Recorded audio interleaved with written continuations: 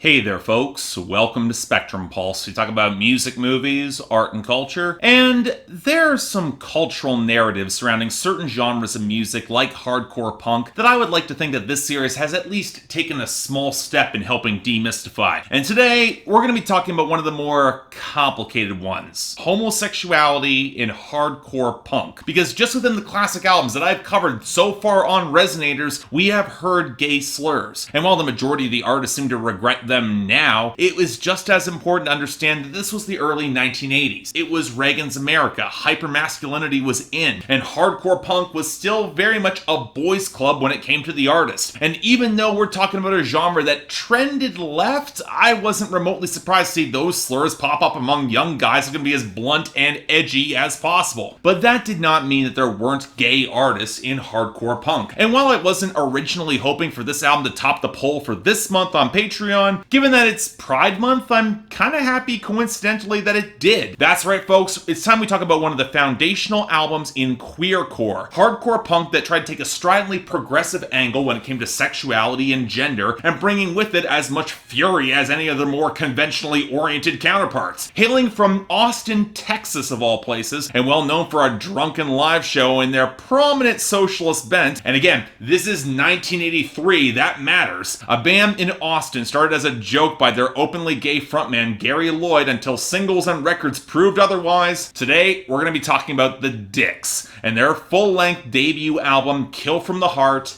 and this is Resonators. So the first important thing to note with Kill from the Heart is that, like with other hardcore acts, it was pulling on different sounds in order to push it outside of the traditional hardcore sound, specifically here from blues rock. And honestly, I'm a little bit surprised that did not happen earlier. The band was signed to SST and was spot producing it to give that fatter bass a firmer position within the mix. A pivot towards more bluesy riffs seems like a natural step, especially given that the Dicks were a little bit slower than your average hardcore punk band. Or to put it another way, it's not every day a hardcore punk act ends their record with an 11.5-minute punk and blues breakdown where the bass breakdowns are as prominent as the thinner, jagged slices of distorted guitar. And then when you factor in Gary Lloyd's thicker, drawling vocals, vaguely reminiscent of Jello Biafra's yelping, but with some thicker, heavier twang there, given again he was from Texas, it was a fusion that made a fair amount of sense, even if you could definitely make the argument that the band might have been a bit too sloppy for their own damn good, and said final song definitely runs out of momentum by the final couple minutes. And yes, some of that residual sloppiness does mean a certain cuts here feel a bit abortive or a little bit undercooked melodically. Compared to Black Flag or Descendants or Minor Threat, the Dicks are not quite as immediately catchy or sharp or composed, more of a broad wallop of a hardcore group rather than cutting more deeply. And that's also a very apt descriptor for a lot of their songwriting as well. To put it bluntly,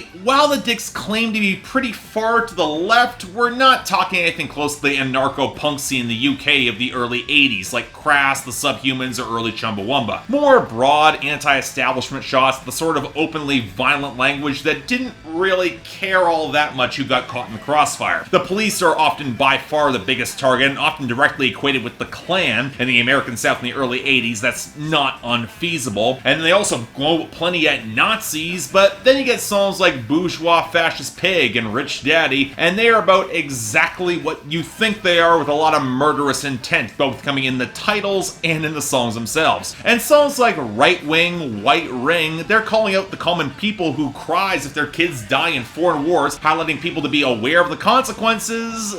Okay, it's not exactly populist, and that's kind of a problem when you're trying to drive political or social change, but you have to wonder whether the Dicks even considered or cared about those deeper implications, because then you get songs like Marilyn Buck, a reference to the hard left radical activist who spent most of her life in jail for robbery, jailbreaks of fellow activists including Assata Shakur, who later took asylum in Cuba to this day, and who in the same year bombing the United States Senate in the resistance conspiracy protesting US invasions of Lebanon and Grenada. And it's also very clear that the Dicks are at the very least sympathetic to her or being on her side. And look, It seems like with every passing month, I move further to the left. Yes, this is going to get political again, but domestic terrorism doesn't exactly help that argument along, because that can come from the left as well. And while I doubt the dicks knew any of that at the time, the resistance conspiracy wasn't charged until 1988, it doesn't exactly reflect well upon them. And then there's Pigs Run Wild.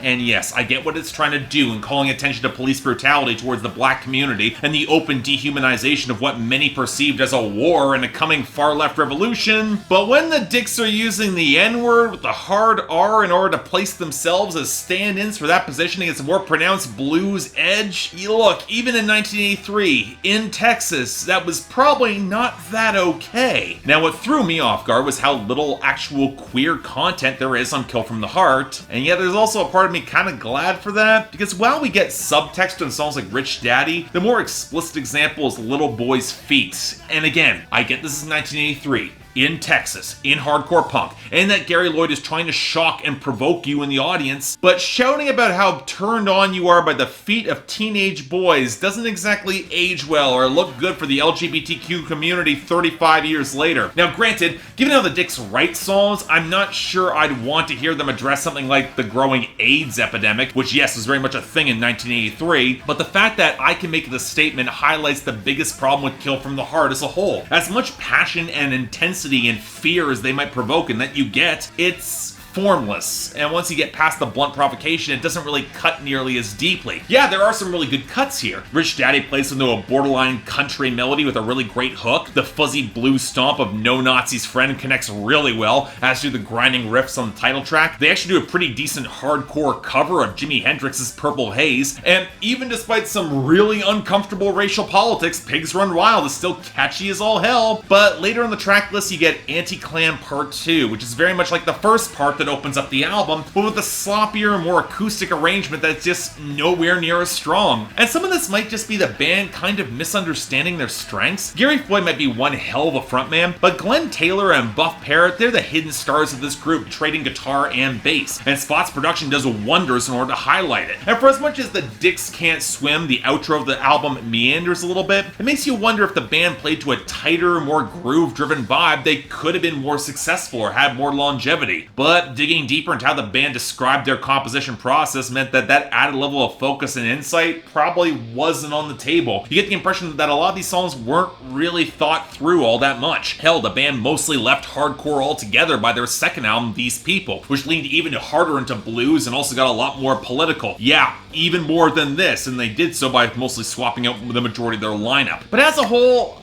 of all the acts that I've covered thus far in the show, the Dicks are one of the ones that left me the most conflicted, because I really wanted to love this, and I don't. For research purposes, I actually found the documentary The Dicks from Texas that tells the band's story mostly through lo-fi VHS interviews with the band, fans, and friends, and that more than anything helped define that DIY appeal of the group in Austin. Slapdash lightning in a bottle that captured a lot of furious intensity and provocation, but on the other hand, if it wasn't for riding the hardcore wave or the reputation of radical politics that got them a lot of publicity and infamy, or providing the first snapshot of queercore, I'm not sure how much of this album would have lasted in the cultural memory beyond just a really strong local band. But on the other hand, for as much as hardcore relied on that raw intensity more than anything else, at sometimes that can be enough to become local legends, or probably even a little bit more. So for me, I definitely don't love this, I'll say that again, but I understand why Kill from the Heart by the Dicks stuck around in the cultural memory, which is why I'm giving this a very light 7 out of 10 and a recommendation, but a bit less so than other acts on Resonators. They're definitely a band worth remembering for real. Radical provocation at a very difficult time for punks and LGBTQ people, and on some level,